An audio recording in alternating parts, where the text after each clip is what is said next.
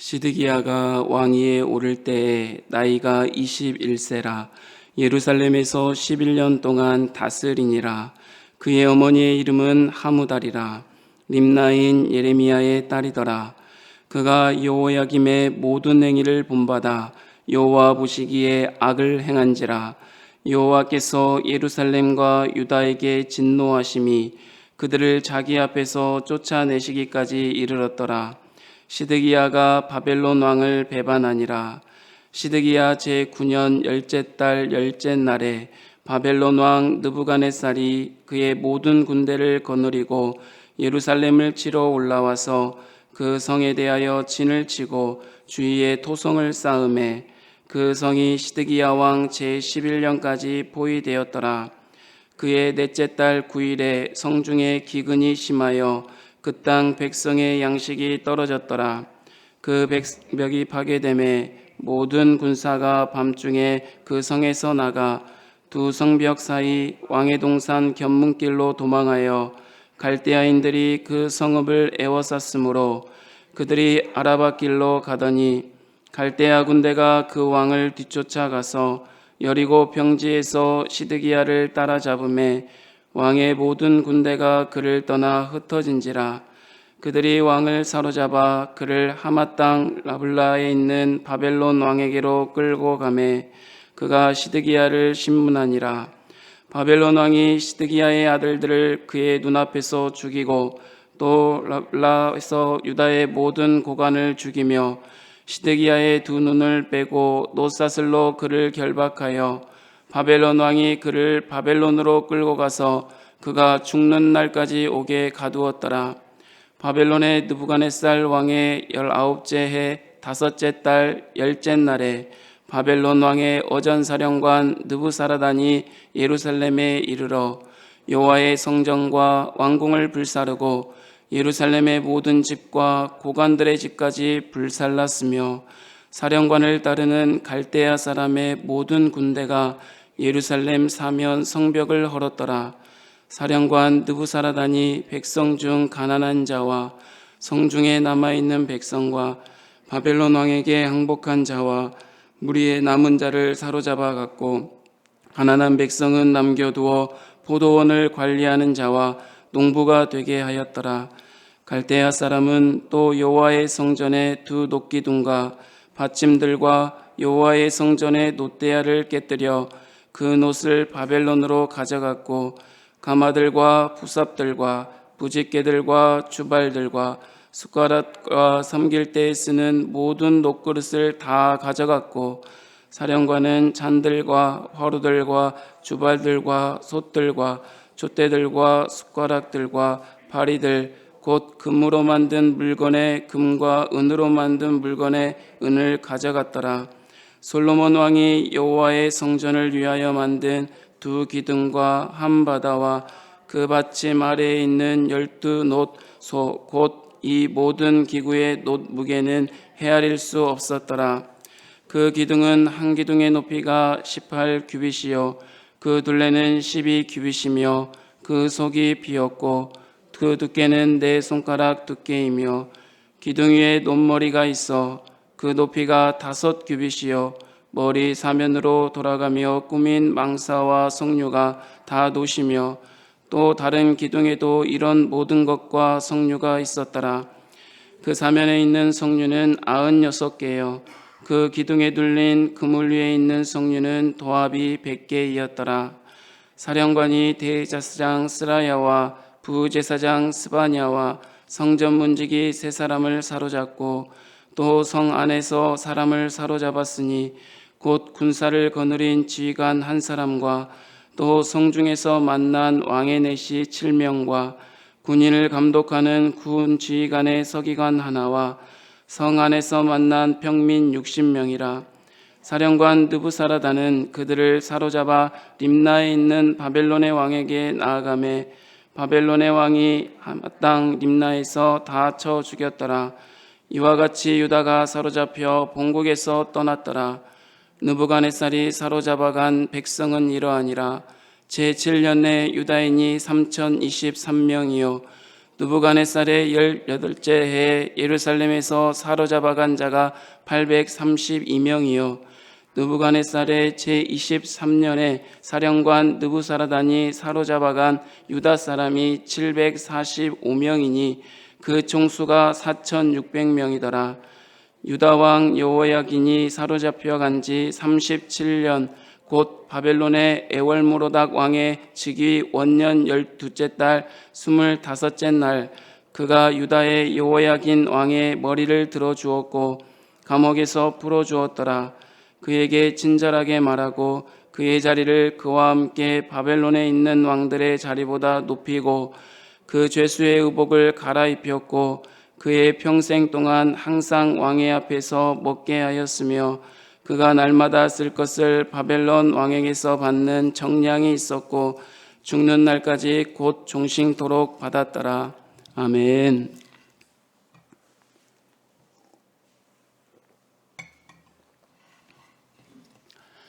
예레미야를 통한 열국에 대한 신탁이 51장에서 마무리되고 마지막 장인 52장에서 유다의 멸망을 기록하는 역사의 서술을 다시 이어가고 있습니다. 39장에서 예루살렘 함락과 결론을 다시 서술하며 마지막 사건을 다시 언급하고 있는 것입니다. 이는 46장에서 51장까지의 열국에 대한 심판 뒤에 가장 중요한 것이 하나님이 지금 우리에게 바라고 있는 것이 무엇인지 상기시켜주고 있습니다. 그것은 바로 세상을 통치하시는 하나님, 그 안에 이스라엘을 인도하시는 하나님에 대해서 분명한 목적과 계획이 있다는 것을 우리에게 보여주고 있습니다. 그것은 열국은 하나님의 심판으로 멸망하지만 유다와 이스라엘 백성은 하나님의 심판이 있음을 알고 경각심을 갖고 깨닫고 죄에서 돌이켜 불순종해서 돌이키게 하시고 회복하고 구원에 이르게 하시기를 원한다는 말씀입니다. 본문은 유다의 마지막 왕인 시드기야의 등극부터 죽음까지의 사건을 다루고 있습니다. 여호와의 성전과 예루살렘 성이 초토화된 것을 기록하고 있습니다. 예루살렘과 성전의 파괴는 하나님의 언약에 따라 살지 못한 백성이 막연히 언약 자체에만 안주해서 왜곡된 확신을 가지고 삶을 살아갈 때 하나님께서는 과감히 심판하신다는 하나님의 주권을 보여주고 있습니다. 유다의 백성들은 하나님의 언약을 받은 자가 맞습니다. 하지만 그 언약을 누리지 못했습니다. 왜냐하면 그 언약이 요구하는 하나님의 백성으로서의 마땅한 삶을 살기를 거부했기 때문입니다. 바벨론 왕 느부갓네살이 예루살렘을 함락시키고 다른 여러 사람들과 함께 유다의 왕이었던 여호야긴을 포로로 데려갔습니다. 그 뒤 여호야긴의 숙부였으며 요시야의 다른 아들이었던 시드기야를 꼭두각시 왕으로 세워놓았습니다. 시드기야 왕은 다윗의 길로 행한 아버지 요시야 왕처럼 살지 아니하고 그의 배다른 형제였던 여호야김 왕을 따라 악을 행하였다고 성경에 기록하고 있습니다. 다 함께 2절과 3절을 읽어보도록 하겠습니다. 그가 여호야김의 모든 행위를 본받아 여호와 보시기에 악을 행한지라 여호와께서 예루살렘과 유다에게 진노하심이 그들을 자기 앞에서 쫓아내시기까지 이르렀더라. 거기까지만 읽겠습니다. 아버지 요시야 왕은 율법을 발견하고 개혁을 주도한 왕이었습니다. 가난한 자와 궁핍한 자를 변호하고 형통하게 한 왕이었습니다.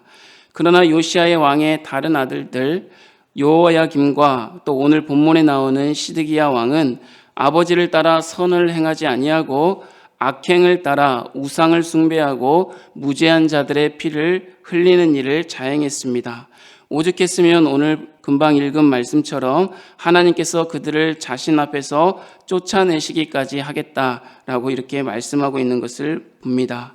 사랑하는 여러분, 시드기야의 악행을 돌아보면서 사람들은 선을 본받는 것보다 악을 본받기를 좋아한다는 것을 알 수 있는 것 같습니다. 우리는 우리가 함께하고 자주 바라보고 있는 대상을 닮게 되어 있습니다. 그래서 자녀가 아버지를 어머니를 바라보며 살아갈 때 자녀가 누구를 닮게 됩니까? 어머니와 아버지를 닮듯이 우리가 무엇인가를 바라보고 그것을 주목할 때 그것을 닮게 되고, 그 바라보는 대상과 함께 할 때 그 대상과 함께 이렇게 변화되어 가는 모습을 볼 수 있습니다. 사랑하는 성도 여러분, 저와 여러분이 이 아침에 함께하고 바라보고 주목하는 대상은 무엇이고 누구입니까? 주님과 주님의 말씀을 주목하고 바라보고 나아간다면 우리는 주님을 닮은 사람들이 되고 주님과 함께 동행하는 삶을 살아갈 수 있을 것입니다. 그러나 반대로 우리가 주목하고 바라보는 것이 세상적이고 세상적인 것이라면 세상을 닮아가게 되어 있고 하나님을 떠나 죄에 빠져 살아갈 수밖에 없다는 것을 우리는 알아야겠습니다. 하나님은 선지자들을 통하여서 수없이 말씀하시고 오늘을 사는 저와 여러분을 통하여서는 하나님의 말씀을 통하여서 매일매일 우리에게 경고하시고 때로는 말씀하고 계십니다. 평안할 때 하나님의 경고를 기울이는 지혜가 있으면 얼마나 좋겠습니까? 시드기야와 여호야김이 둘 다 앞선 하나님의 경고에 주의를 기울이지 않은 것처럼 혹시 저와 여러분은 오늘 말씀하시는 하나님의 말씀에 주의를 기울이지 않고 있는지 돌아보는 지혜가 있었으면 좋겠습니다. 인생의 마지막을 어떻게 맞이하는가는 정말 중요한 것 같습니다. 왜냐하면 그것으로 인생 전체에 대한 평가가 달라질 수 있기 때문입니다. 결과와 마지막이 좋아야 하는데 유다의 마지막은 비참했습니다.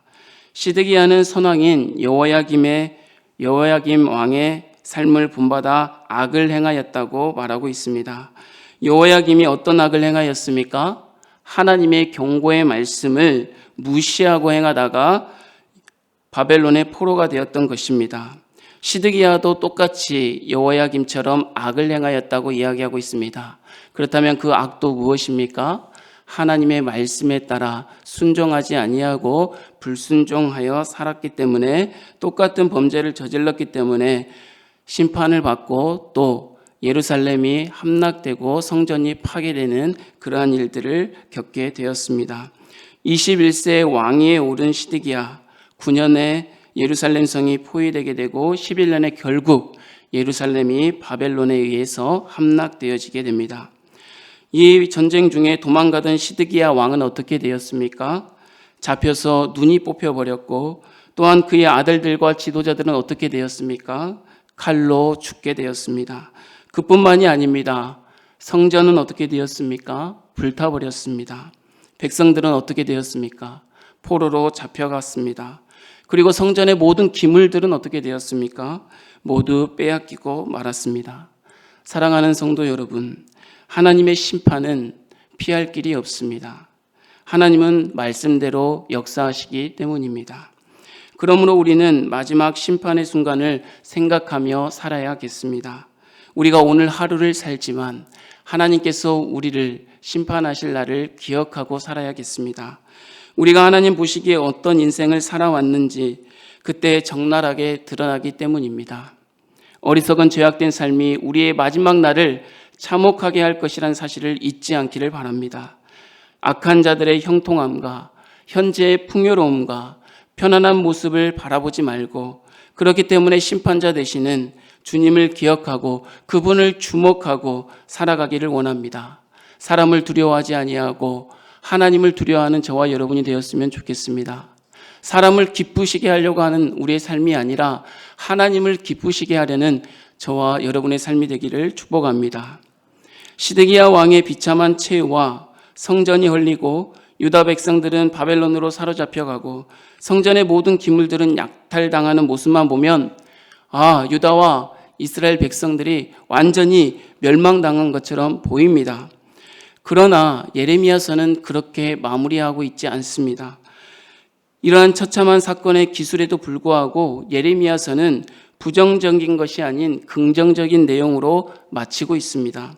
기록된 마지막 사건이 무엇입니까? 파괴도 추방도 아니라 여호야긴 왕의 석방을 이야기하고 있습니다. 이러한 심판 이후의 본문은 사로잡혀 바벨론으로 끌려간 유다왕 여호야긴이 옷을 갈아입고 바벨론 왕 앞에서 먹게 되는 모습을 보여주고 있습니다. 다 함께 조금 길지만 31절에서 34절을 한번 읽어보도록 하겠습니다. 유다 왕 여호야긴이 사로잡혀 간 지 37년 곧 바벨론의 에월모로닥 왕의 즉위 원년 12째 달 25째 날 그가 유다의 여호야긴 왕의 머리를 들어주었고 감옥에서 풀어주었더라. 그에게 친절하게 말하고 그의 자리를 그와 함께 바벨론에 있는 왕들의 자리보다 높이고 그 죄수의 의복을 갈아입혔고 그의 평생 동안 항상 왕의 앞에서 먹게 하였으며 그가 날마다 쓸 것을 바벨론의 왕에게서 받는 정량이 있었고 죽는 날까지 곧 종신토록 받았더라. 아멘. 비참한 심판의 결과를 맞이했지만 미래에 일어날 소망으로 끝을 맺고 있습니다. 사랑하는 성도 여러분, 바벨론을 향한 심판은 완전한 멸망을 이야기하지만 유다의 심판은 결국 돌이켜 회개하고 회복하게 하는 구원의 심판을 이야기하고 있습니다. 죽이게 하는 것이 아니라 살리게 한다는 것입니다.